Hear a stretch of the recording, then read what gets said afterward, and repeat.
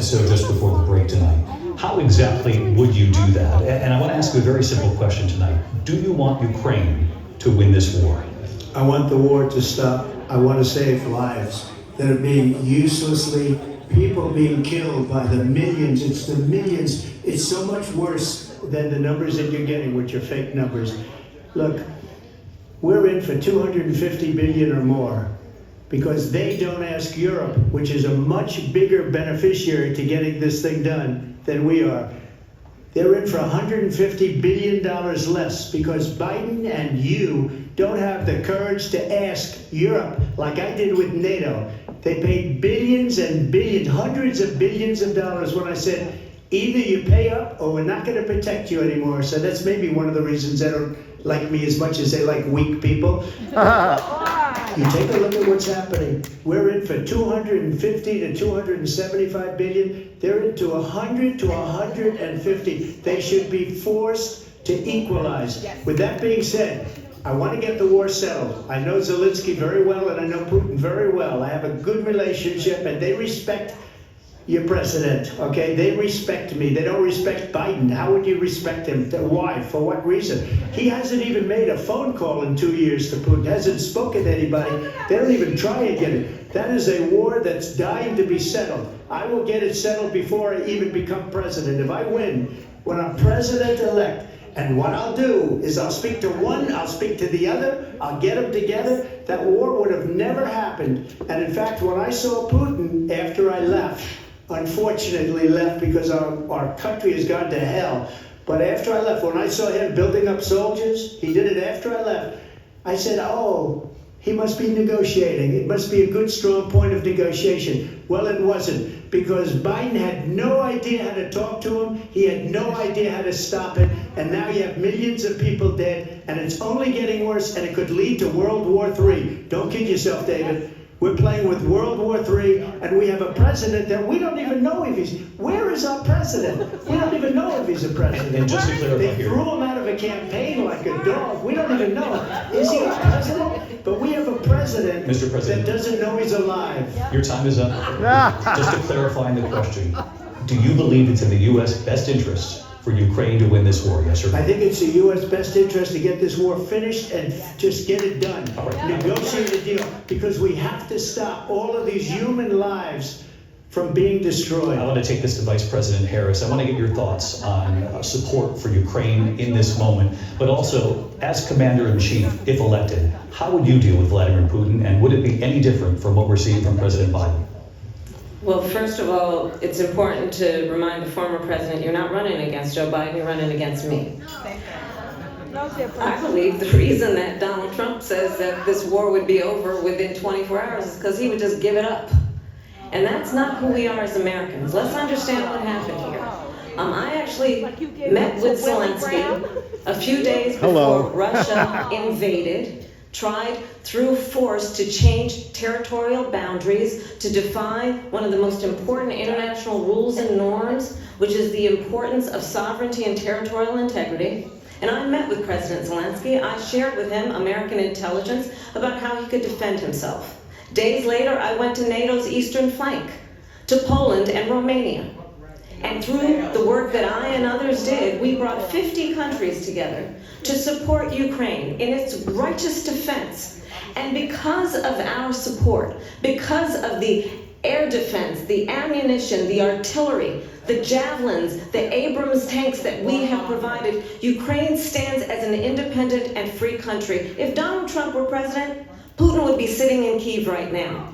And understand what that would mean, because Putin's agenda is not just about Ukraine.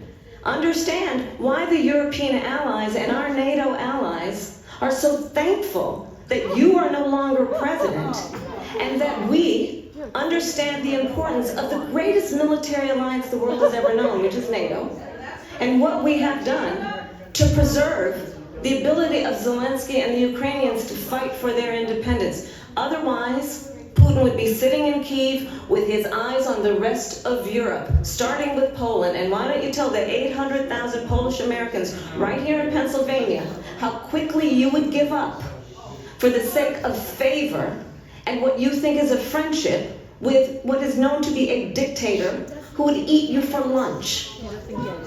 Vice President Harris, thank you. We've heard from both of you on Ukraine tonight. Afghanistan came up in the last hour. I wanted her to respond to something you said earlier, and please, I'll give you a minute here.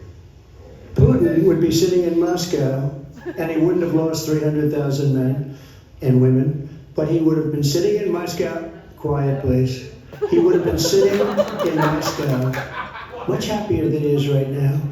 But eventually, you know, he's got a thing that other people don't have. He's got nuclear weapons. They don't ever talk about that. He's got nuclear weapons. Nobody ever thinks about that.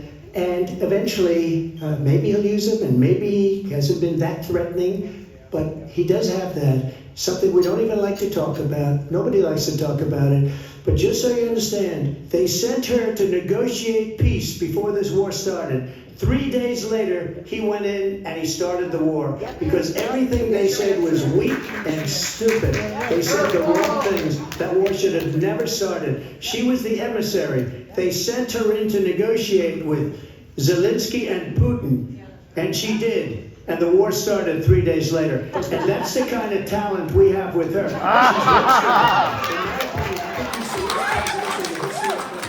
She goes down as the worst vice president in the history of our country. But let me tell you something. She is a horrible negotiator. They sent her in to negotiate. As soon as they left, Putin did the invasion. President Trump, thank you. You did bring up something. You said she went to negotiate with Vladimir Putin. Vice President Harris, have you ever met Vladimir Putin? Can you clarify tonight? Yet again, I said at the beginning of this debate, you're going to hear a bunch of lies coming from this fellow. And that is another one. When I went to meet with President Zelensky, I've now met with him over 5 times. The reality is it has been about standing as America always should, as a leader upholding international rules and norms, as a leader who shows strength, understanding that the alliances we have around the world are dependent on our ability to look out for our friends and not favor our enemies because you adore strongmen instead of caring about democracy. And that is very much what is at stake here. The President of the United States is Commander-in-Chief, and the American people have a right to rely on a president who understands the significance of America's role and responsibility in terms of ensuring that there is stability and ensuring we stand up for our principles and not sell them for the benefit of personal flattery. We've talked about Ukraine and Vladimir Putin. I do want to talk about Afghanistan. It came up in the first hour of this debate. I want to move on to Afghanistan. Said Trump did the most amazing thing I've ever seen. He got these countries, the 28 countries at the time, to pay up. He said, I've never seen, he's the head of NATO. He said, I've never seen. For years, we were paying almost all of NATO. We were being ripped off by European nations, both on trade and on NATO. I got them to pay up by saying one of the statements you made before, if you don't pay, we're not going to protect you. Otherwise, we would have never gotten it. He said it was one of the most incredible jobs that he's ever seen done. Thank you. I want to turn to Afghanistan. It came up in the first hour of the debate, and we witnessed a poignant moment today on Capitol Hill, honoring the soldiers who died in the chaotic withdrawal from Afghanistan. I do want to ask the Vice President, do you believe you bear any responsibility in the way that withdrawal played out? Well, I will tell you, I agreed with President Biden's decision to pull out of Afghanistan. 4 presidents said they would, and Joe Biden did. And as a result, America's taxpayers are not paying the $300 million a day we were paying for that endless war. And as of today, there is not one member of the United States military who is in active duty in a combat zone in any war zone around the world, the first time this century. But let's understand how we got to where we are. Donald Trump, when he was president, negotiated one of the weakest deals you can imagine. He calls himself a deal maker. Even his national security advisor said it was a weak, terrible deal. And here's how it went down. He bypassed the Afghan government. He negotiated directly with a terrorist organization called the Taliban. The negotiation involved the Taliban getting 5,000 Taliban terrorists released. And get this. And the president at the time invited the Taliban to Camp David, a place of storied significance for us as Americans, a place where we honor of American diplomacy where we invite and receive respected world leaders. And this former president, as president, invited them to Camp David because he does not again appreciate the role and responsibility of the President of the United States to be Commander-in-Chief with a level of respect. And this gets back to the point of how he has consistently disparaged and demeaned members of our military, fallen soldiers, and the work that we must do to uphold the strength and the respect of the United States of America around the world. Vice President Harris, thank you. President Trump, your response to her saying that you began the negotiations with the Taliban. So, if you take a look at that period of time, the Taliban was killing our soldiers, a lot of them, with snipers. And I got involved with the Taliban because the Taliban was doing the killing. That's the fighting force within Afghanistan. They don't bother doing that because, you know, they deal with the wrong people all the time. But I got involved. And Abdul is the head of the Taliban. He is still the head of the Taliban. And I told Abdul, don't do it anymore. You do it anymore, you're going to have problems. And he said, why do you send me a picture of my house? I said, you're going to have to figure that out, Abdul. And for 18 months, we had nobody killed. We did have an agreement negotiated by Mike Pompeo. It was a very good agreement. The reason it was good, it was we were getting out. We would have been out faster than that, but we wouldn't have lost the soldiers. We wouldn't have left many Americans behind, and we wouldn't have left $85 billion worth of brand new, beautiful military equipment behind. And just to finish, they blew it. The agreement said you have to do this, and they didn't do it. They didn't do it. The agreement was terminated by us because they didn't do what they were supposed to do. And these people did the worst withdrawal, and in my opinion, the most embarrassing moment in the history of our country. And by the way, that's why Russia attacked Ukraine, right? Because they saw how incompetent she and her boss are. President Trump, thank you. I want to move on now to race and politics in this country. Mr. President, you recently said of Vice President Harris, quote, I didn't know she was black until a number of years ago when she happened to turn black, and now she wants to be known as black. I want to ask a bigger picture question here tonight. Why do you believe it's appropriate to weigh in on the racial identity of your opponent? I don't, and I don't care. I don't care what she is. I don't care. You make a big deal out of something. I couldn't care less. Whatever she wants to be is okay with me. I mean, all I can say is I read where she was not black, that she put out, and I'll say that, and then I read that she was black, and that's okay. Either one was okay with me. That's up to her. That's up to her. Vice President Harris, your thoughts on this? I think it's, honestly, I think it's a tragedy that we have someone who wants to be president who has consistently, over the course of his career, attempted to use race to divide the American people. You know, I do believe that the vast majority of us know that we have so much more in common than what separates us, and we don't want this kind of approach that is just constantly trying to divide us, and especially by race. And let's remember how Donald Trump started. He was he owned land, he owned buildings, and he was investigated because he refused to rent property to black families. Let's remember, this is the same individual who took out a full-page ad in the New York Times calling for the execution of 5 young black and Latino boys who were innocent, the Central Park 5. Took out a full-page ad calling for their execution. This is the same individual who spread birther lies about the first black president of the United States. And I think the American people want better than that, want better than this, want someone who understands, as I do, I travel our country.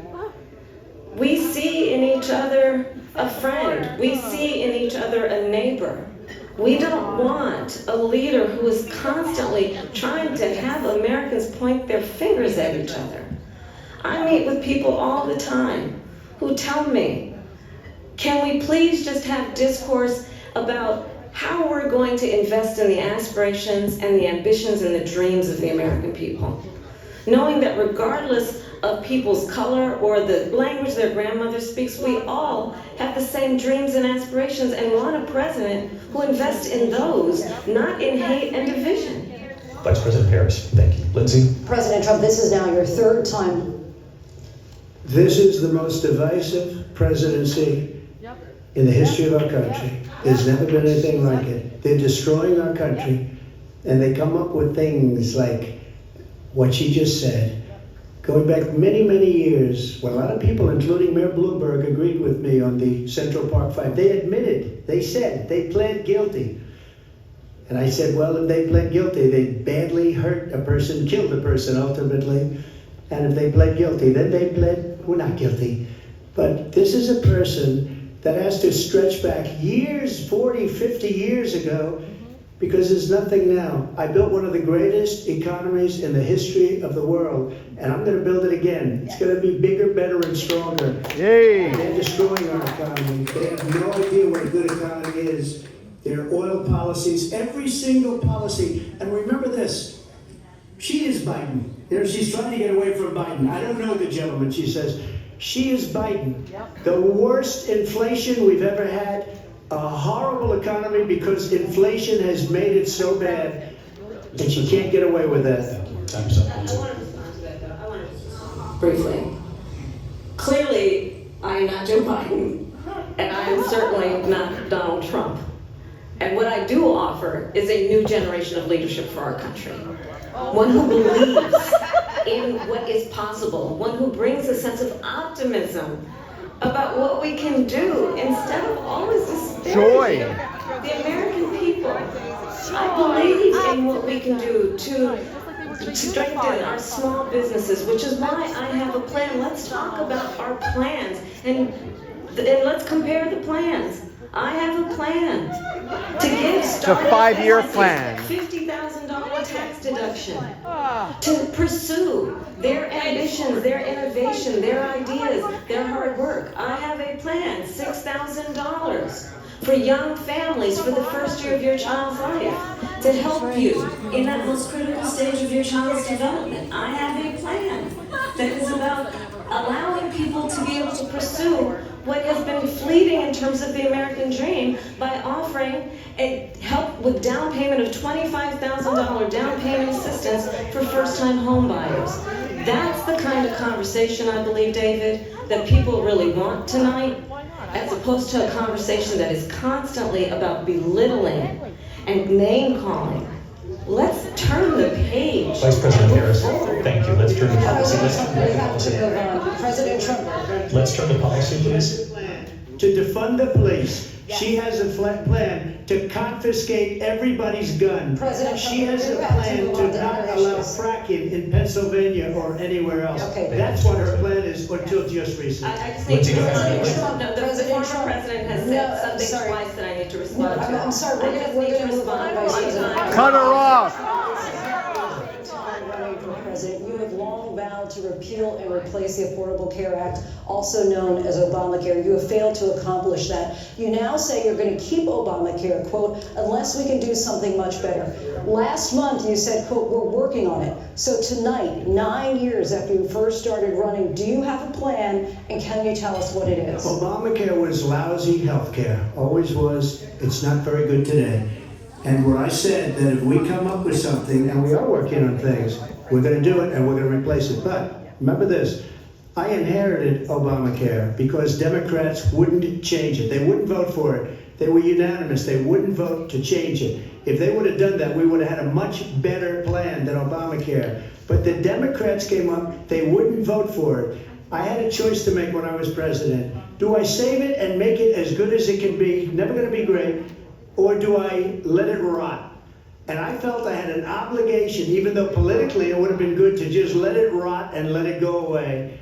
I decided, and I told my people, the top people, and they're very good people. I have a lot of good people in that administration. We read about the bad ones. We had some real bad ones too, and so do they. They have really bad ones. The difference is they don't get rid of them. But let me just explain. I had a choice to make. Do I save it and make it as good as it can be, or do I let it rot? and I saved it. I did the right thing, but it's still never going to be great, and it's too expensive for people. And what we will do is we're looking at different plans. If we can come up with a plan that's going to cost our people, our population, less money and be better health care than Obamacare, then I would absolutely do it. But until then, I'd run it as good as it can be run. So just a yes or no, you still do not have a plan? I have concepts of a plan. I'm not president right now. But if we come up with something, I would only change it if we come up with something that's better and less expensive. And there are concepts and options we have to do that. And you'll be hearing about it in the not too distant future. Vice President Harris, in 2017, you supported Bernie Sanders' proposal to do away with private insurance and create a government-run healthcare system. 2 years later, you proposed a plan that included a private insurance option. What is your plan today? Well, first of all, I absolutely support, and over the last 4 years as Vice President, private healthcare options. But what we need to do is maintain and grow the Affordable Care Act. But I'll get to that, Lindsay. I just need to respond to a previous point that the former president has made. I've made very clear my position on fracking, and then this business about taking everyone's guns away. Tim Walz and I are both gun owners. We're not taking anybody's guns away, so stop with the continuous lying about this stuff. As it relates to the Affordable Care Act, understand, just look at the history to know where people stand. When Donald Trump was president, 60 times he tried to get rid of the Affordable Care Act. 60 times. I was a senator at the time. When I will never forget the early morning hours when it was up for a vote in the United States Senate, and the late, great John McCain, who you have disparaged as being, you don't like him, you said, at the time because he got caught. He was an American hero. The late, great John McCain, I will never forget that night, walked onto the Senate floor and said, no, you don't. No, you don't. No, you don't get rid of the Affordable Care Act. You have no plan. And what the Affordable Care Act has done is eliminate the ability of insurance companies to deny people with pre-existing conditions. I don't have to tell people watching tonight, you remember what that was like? Remember when an insurance company could deny if a child had asthma, if someone was a breast cancer survivor, if a grandparent had diabetes? And thankfully, as I've been vice president and we over the last 4 years have strengthened the Affordable Care Act, we have allowed for the first time Medicare to negotiate drug prices on behalf of you, the American people. Donald Trump said he was going to allow Medicare to negotiate drug prices. He never did. We did. And now we have capped the cost of insulin at $35 a month. Since I've been vice president, we have capped the cost of prescription medication for seniors at $2,000 a year. And when I am president, we will do that for all people, understanding that the value I bring to this is that access to health care should be a right and not just a privilege of those who can afford it. And the plan has to be to strengthen the Affordable Care Act, not get rid of it. Vice President Harris, in terms of where Donald Trump stands on that. I want to move to an issue that's important for a lot of... You made a mistake. And number one, John McCain fought Obamacare for 10 years. But it wasn't only him. It were all of the Democrats that kept it going. And you know what? We can do much better than Obamacare, much less money. But she won't improve private insurance for people, private medical insurance. That's another thing she doesn't want to do. People are paying privately for insurance that have worked hard and made money, and they want to have private. She wants everybody to be on government insurance where you wait 6 months for an operation that you need immediately. President Trump, thank you. We have another issue that we'd like to get to that's important for a number of Americans, in particular younger voters, and that's climate change. President Trump, with regard to the environment, you say that we have to have clean air and clean water. Vice President Harris, you call climate change an existential threat. The question to you both tonight is, what would you do to fight climate change? And Vice President Harris, we'll start with you. 1 minute for you each. Well, the former president had said the climate change is a hoax. And what we know is that it is very real. You ask anyone who lives in a state who has experienced these extreme weather occurrences, who now is either being denied home insurance or it's being jacked up. You ask anybody who has been the victim of what that means in terms of losing their home, having nowhere to go. We know that we can actually deal with this issue. The young people of America care deeply about this issue. And I am proud that as Vice President over the last 4 years, we have invested $1 trillion in a clean energy economy, while we have also increased domestic gas production to historic levels. We have created over 800,000 new manufacturing jobs while I have been Vice President. We have invested in clean energy to the point that we are opening up factories around the world. Donald Trump said he was going to create manufacturing jobs. He lost manufacturing jobs.